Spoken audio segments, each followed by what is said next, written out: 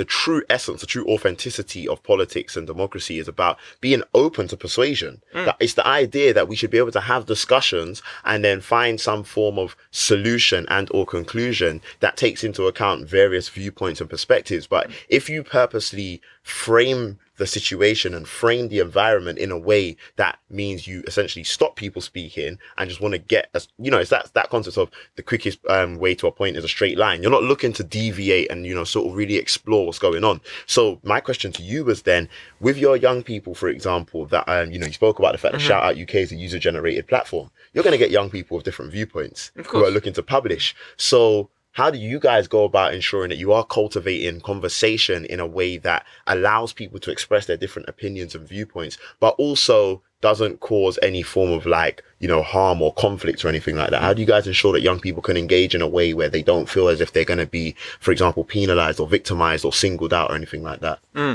So, we have a very, very strict editorial policy where we publish both sides of the argument at all times. Nice. And because of the fact that we don't align ourselves to any political ideology, we are completely neutral, partly because we go into schools as well. Nice. That automatically makes sure that there is a balance. So regardless of what opinion you may have as a young person, you will have backing of other young people that think the same way, but you'll also be contradicted by other young people that don't believe you. Corbyn's a big source of argument at the moment on the platform, just because there are a lot of young people that support him, as you probably know, but there's also a lot of young people that don't support him, who you may know less just because people care about less at the moment. But we publish both sides of those arguments. And also, constructive conflict isn't a bad thing. Like, we always see it as this horrific thing of, well, we can't get young people debating with each other, or conflict is bad, or debate is this and that. Well, actually, that's complete rubbish. Like, personally, I think safe spaces, for example, in schools and universities are actually a bad thing, because it makes you feel a lot, it puts you in this comfortable zone where everyone thinks like you, everyone agrees, so there's no point of debating, when in reality, that's not the world we live in. Of course. And if you don't debate, you don't discuss, you don't argue,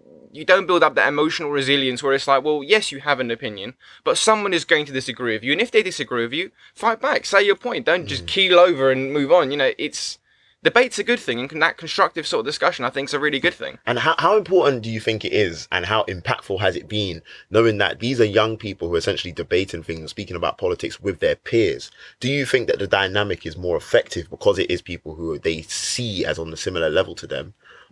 And do you think that it would, for example, be received in a slightly less better way, I don't want to say a worse way, but a less better way, if it was coming from, say, for example, a teacher or an adult? Do you find that it's better when it comes from, for example, their peers, because they're on this platform with other young people?